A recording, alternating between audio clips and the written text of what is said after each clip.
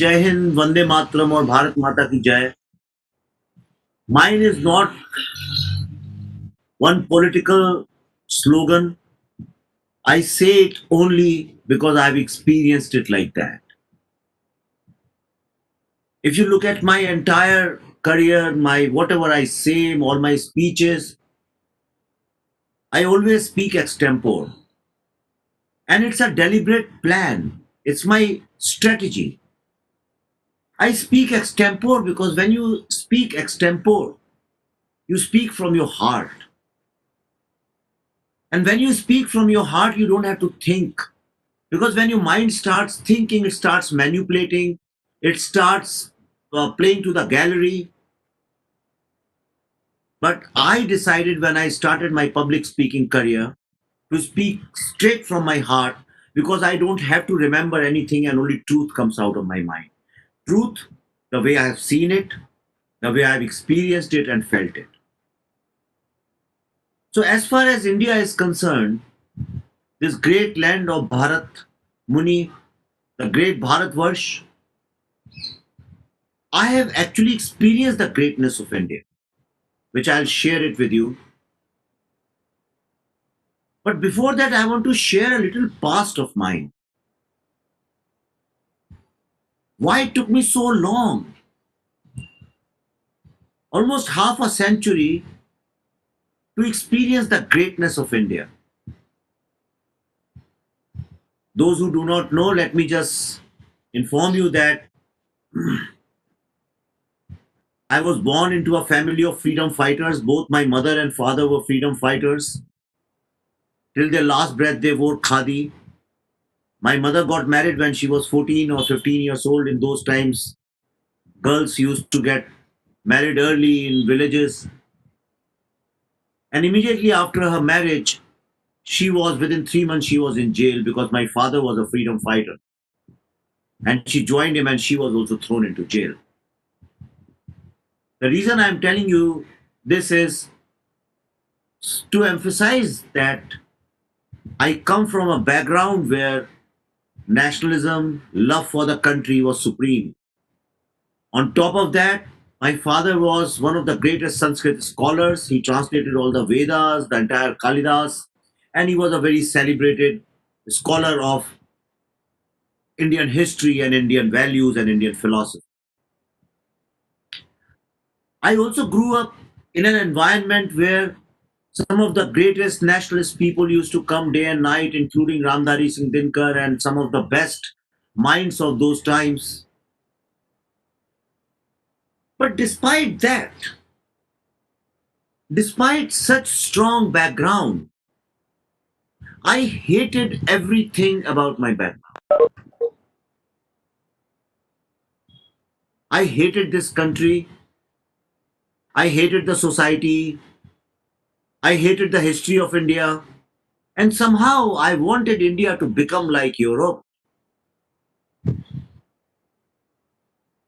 My aspirations were to somehow get out of this country, to somehow, you know, get rid of all this.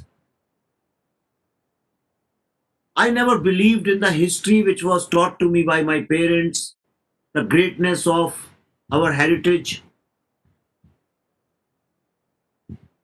And like anybody else, I also joined the race of capitalism, went to US. It was in America when I went to Harvard. I started going to the library and I got to read some books which were not written by Indians. And slowly I got interested because I picked up a book called On Natya Shastra and it was fascinating. I said I come from a country where such great text was written, and that slowly got me interested in the old scriptures and texts. Anyway, to cut it short, the thing I want to tell you is that, like most of the youngsters of my generation, their minds were corrupted in their schools and colleges because we were taught wrong history. We were taught a history which was manufactured, created only to appease a certain section of the society, certain political agendas, and it was never the truth. For example, today in the morning, somebody wrote that the thanks to Mughals who brought the kite flying to India. I believed in those kind of things, but that's wrong. It's not fact. Fact is, kite flying is mentioned at least 5, 7, 800 years before the Mughals even heard the name India in their lifetime. It was about 10, 15 years ago. I used to be a liberal, a leftist, a secular, a typical model you can see in most of the Lutyens, Delhi, and you can see in Breach Candy, Bandra, and most of the Indian cities now. Since I went to JNU, so I also believed in all the communist things and I hated Indian gods and goddesses and never understood the importance and the meaning of them.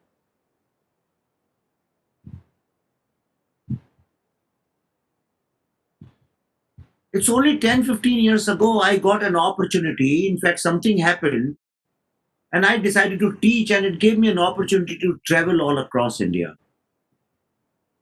And maybe Ma Saraswati blessed me. Since then, for last 15 days, I've been traveling almost 20, 25 days in a month, not in Corona, not during Corona.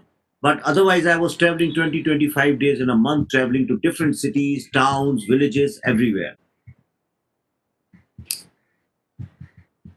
And when I started talking to common people who have no political agenda, actually, the people who run this country, people who have held this country together, some starting facts I started learning, and that transformed me. As you can read in my book, Urban Axles, it's my journey all across India as I traveled and I discovered, rediscovered India.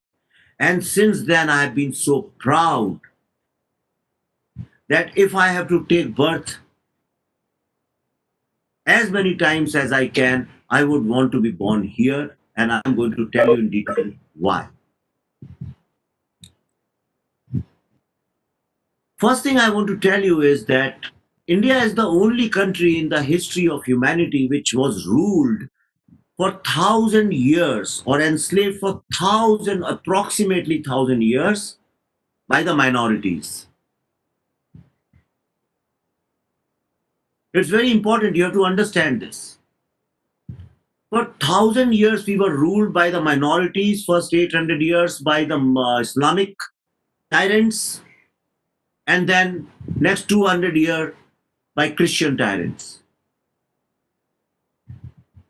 Now, in the history of this colonial invasions or the Mughal invasions or the Chinese invasions,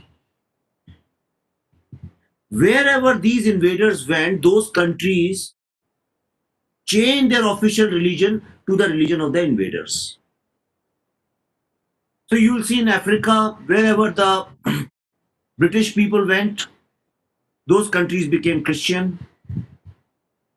In fact, some countries, they landed within 2 hours, the kings or the presidents, they converted to Christianity, the entire societies. Be it Australia, be it America, they changed their faith to Christianity. Their native faith wasn't Christianity. And similarly, wherever Islamic people went in last 700, 800 years, 1,000 years at the most, all those countries turned Islamic. As recently as Indonesia, Malaysia. India or Bharat was the only society in the history of humanity that when they left us after 1,000 years, only 11 or 12% people were non-Hindus. Most of the country, almost 90% of the country, remained intact. It is a very important concept to understand. Why did it happen? It happened because of our spirituality. The spirituality of Hindus, and I'm saying Hindus, anybody who lives here on this geographical land or who's part of this united culture,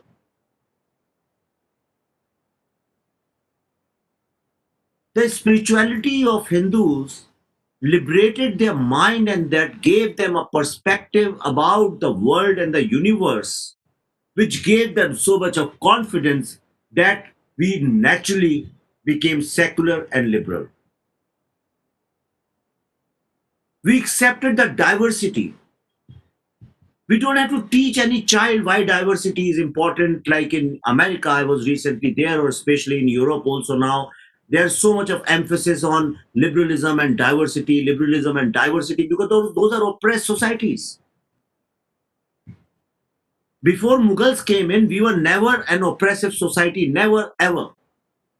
If somebody can show me any text, even one line which mentions that we had oppression in this country, I can challenge that. And this is the reason, because it's in our DNA, that we accepted these people and there was no need for us to change to any this thing. But despite that, if you are a joint family of even 25, 30 people, one person, one outsider who comes with the intention to create nuisance in your family can disturb the peace and harmony of the entire family. And after independence, though independence was got after partition, and partition was on the basis of two nation theory, was based on purely on religious grounds. There was no other ground. There was no other reason. It was purely on the religious grounds. Despite that, very strategically, very tactfully, some nuisance was left behind so that India cannot grow and become more powerful. And it's been 70 years that India has remained bit disturbed on the communal grounds, on religious grounds. I'll explore that little later.